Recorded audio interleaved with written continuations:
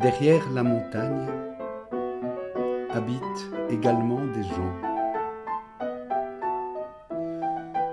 Sois humble, tu n'as rien inventé ou pensé qui n'ait déjà été pensé ou inventé par d'autres. Et si cela t'arrivait, considère que c'est un présent qui te vient d'en haut et qu'il te faut le partager avec autrui.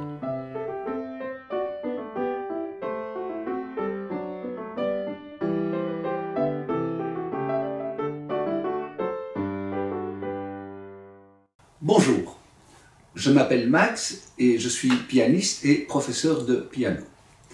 Depuis très jeune, je m'intéresse aux mathématiques sous différentes formes, dont des problèmes de toutes sortes, y compris ceux relatifs au nombre entier.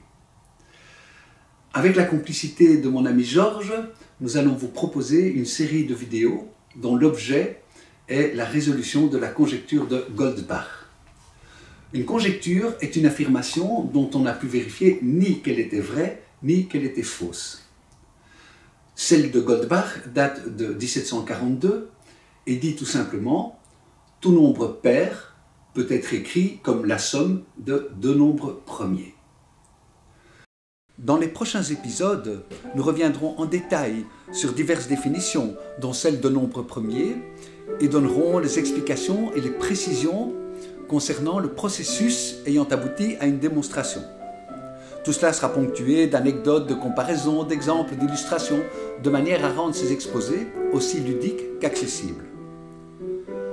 Aujourd'hui, nous allons simplement vous révéler le résultat final, illustré par quelques exemples, sans encore en dévoiler le principe ou la mécanique de la démonstration. Mais avant cela, j'aimerais m'attarder un instant sur la dimension qu'on pourrait qualifier de philosophique ou esthétique qui a guidé ma démarche. Je ne connaissais pas cette conjecture. Elle m'a été soumise par hasard précisément au moment de la réalisation d'un grand projet avec mes élèves autour des variations Goldberg de Bach, dont vous entendez l'aria. Goldberg, Bach, Goldbach, la coïncidence était troublante, surtout après avoir appris que cette œuvre magistrale avait été composée quasiment à la même époque, en 1741. Nous y reviendrons plus tard. Mais ce qu'il est déjà important de savoir, c'est que Bach est le maître de l'unité, des fractales, de la cohérence, non seulement entre le sujet, qui est en quelque sorte la matière, et ses développements ou évolutions qui constituent en quelque sorte l'œuvre qui en découle, mais également avec les outils qu'il utilise, et qui se doivent d'être en adéquation avec le sujet et la composition. C'est donc comme cela que j'ai voulu travailler, selon les mêmes principes. La matière de la conjecture, ce sont les nombres entiers. Et l'outil inhérent, c'est l'addition. En effet, un nombre entier n'est jamais qu'une représentation synthétique d'une série d'additions, 4 représentant 1 et 1 et 1 et 1 mis ensemble.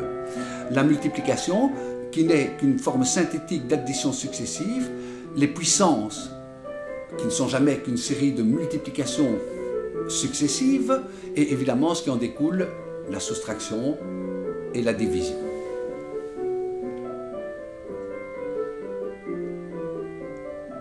Eh bien, malgré cette résolution, ce choix délibéré de simplicité dans ma démarche, que je voulais aussi simple, en adéquation avec la simplicité du problème tel qu'il était posé et de son cadre, je me suis beaucoup égaré, fourvoyé, perdu, en me laissant attirer dans des chemins qui pourtant étaient simples, mais déjà trop complexes. Jusqu'à ce qu'un tableau, un outil que j'avais créé pour mieux percevoir un certain phénomène, en y revenant longtemps après que je l'ai inventé, juste pour vérifier quelque chose, eh bien, ce tableau m'a tout révélé. Et ma joie ne fut pas tant d'avoir trouvé que de constater à quel point c'était simple, comme j'étais intimement persuadé que ça devait l'être. La compréhension profonde de ce tableau m'a donc permis de découvrir que non seulement la conjecture était vraie, mais également que plus le nombre pair considéré est grand, plus il y avait de couples de nombres premiers qui la satisfont. Attention, ce n'est pas linéaire. Il n'y aura pas nécessairement plus de cas avérés à 96 qu'à 94. Mais il y en aura toujours un nombre minimum que l'on peut calculer et qui globalement ne fait que croître. La formule magique qui exprime ce minimum vous sera donnée d'ici un jour ou deux. Puis, à mesure de la réalisation des vidéos, la démonstration et toutes ces étapes vous seront révélées. Aujourd'hui, nous ne nous contenterons que de quelques exemples.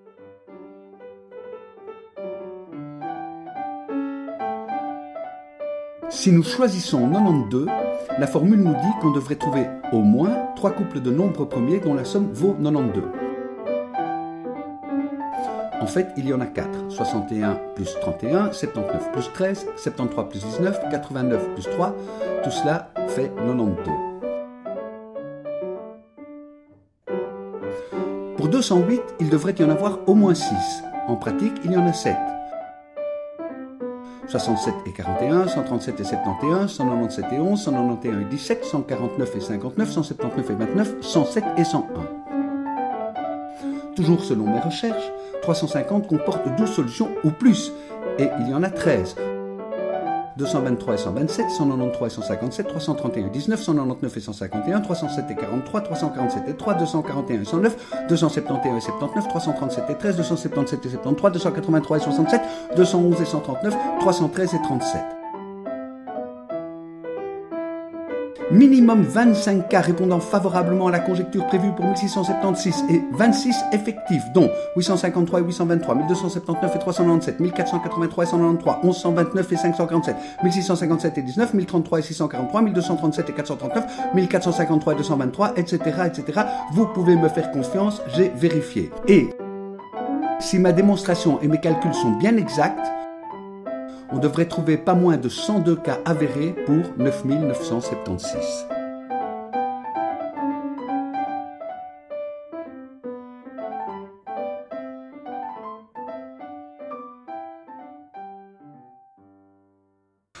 Je ne dispose malheureusement pas des outils me permettant de vérifier ce dernier cas sans y passer un long moment, mais j'ai confiance en ma démonstration.